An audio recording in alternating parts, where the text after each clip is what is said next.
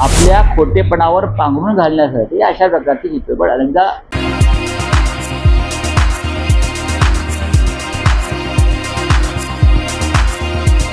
ती मशाल, ती ज्योत पेटत ठेवलेली आहे आणि ती पेटत ठेवू हीच आमची त्यांना गुरु दक्षिणा किंवा गुरुवंदना आहे. बघा, आम्ही सन्मान्य आनंद दिघे यांना अधिक जास्त ओळखतो.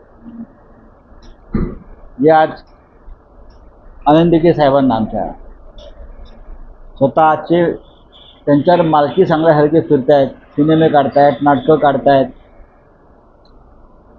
पण आनंद दिघेजींच्या मनात त्यांच्याविषयी काय भावना होत्या आणि काय मतं होती हे आम्हाला माहिती आहे.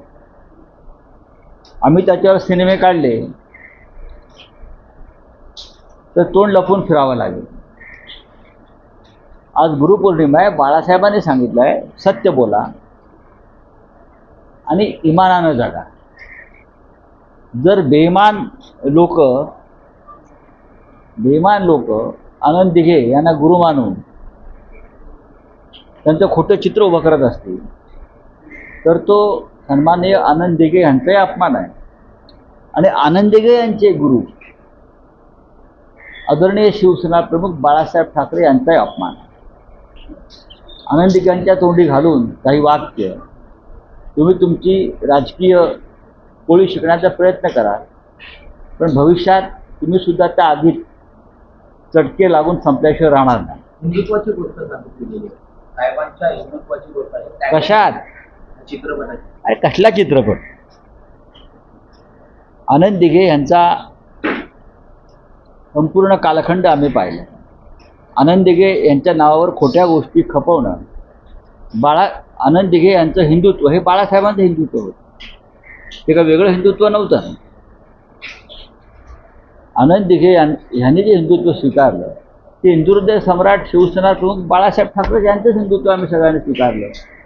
त्यांचं हिंदुत्व वेगळं ठाण्यात, पण टिंबी नाक्यावर त्यांचं हिंदुत्व वेगळं आणि आमचं सगळ्यांचं हिंदुत्व असं काही झालं नाही.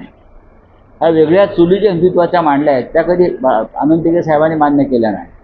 हे चित्रपट वगैरे सगळे बोगस आहेत, भंपक आहेत. बरं का, आपल्याला जे आपल्या खोटेपणावर पांघरून घालण्यासाठी अशा प्रकारचे चित्रपट अनेकदा याआधी निर्माण, जसं काश्मीर फाईल असते, ताशकंद फाईल असते. हे चित्रपट भाजपच्या लोकांनी निर्माण केले. असे अनेक चित्रपट भाजपच्या लोकांनी निर्माण केले. ते एक अवडंबर माजवण्यासाठी आणि आपल्या खोट्या भूमिकांना सत्याच्या मुलामा देण्यासाठी या माध्यमाचा वापर केला. पण हे पूर्णपणे चुकीचं आहे. तर या पिक्चरमध्ये सामन्यांवर उल्लेख झाला. बघा, जे खोटंच आहे त्या खोट्याची चिंता आपण का करायची? मला असं वाटतं पहिल्या चित्रपटामध्ये माननीय आनंद दिघे यांचा महानिर्वाण दाखवलेला आहे. आता महानिर्वाणानंतर दुसरा भाग कसा येऊ शकतो? पण विधानसभेच्या निवडणुका आहेत. खोटं जे आहे त्या खोट्याला उजाळा द्यायचा आहे. आपल्या बेईमानीवरती थोडे तारे चमकवायचे आहेत. त्याच्यामुळे आनंद दिघे यांच्यासारख्या महान निष्ठावान शिवसेनेच्या नेत्यांचा वापर करायचा. अमित शहा येथील किंवा अन्य कोण येथील, पुण्यात येथील, मुंबईत येथील, अन्य ठिकाणी जातील, त्यांचा पक्षाचा प्रश्न आहे. देशाचे गृहमंत्री आहेत. जम्मू काश्मीरमध्ये रोज जवानांच्या हत्या होत आहेत, रोज नागरिकांवर हल्ले होत आहेत. मणिपूर अजून पेटलेलंच आहे. उत्तर प्रदेशमधली कायदा सुव्यवस्था पूर्ण बिघडलेली आहे माझ्या माहितीनं. अशा वेळेला या देशाचे गृहमंत्री राजकीय कारणासाठी दिवसेंदिवस पक्षाच्या मंडपात बसून राहतात. हे चित्र काही चांगलं नाही. महाराष्ट्रात राजकीय लक्ष घालण्यापेक्षा मणिपूर आणि जम्मू काश्मीरमध्ये लक्ष घातलं तर गृहमंत्रीपद सार्थकी लागेल.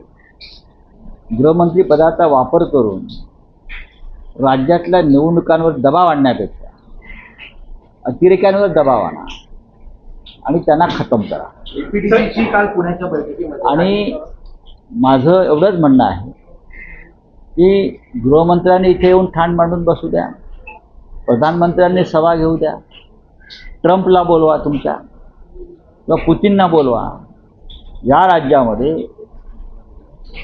उद्याच्या विधानसभा निवडणुकीत महाविकास आघाडी म्हणजे काँग्रेस पक्ष, माननीय शरद पवारांच्या नेतृत्वाखालचा राष्ट्रवादी काँग्रेस पक्ष आणि माननीय उद्धव ठाकरे यांच्या नेतृत्वाखालचा शिवसेना, या तिघांच्या महाविकास आघाडीचं सरकार येईल.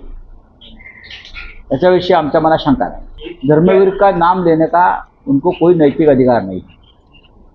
आनंद दिगे जी एक ईमानदार निष्ठावान शिवसैनिक रहे, हमेशा बाला साहब ठाकरे के साथ उनकी वफादारी रही.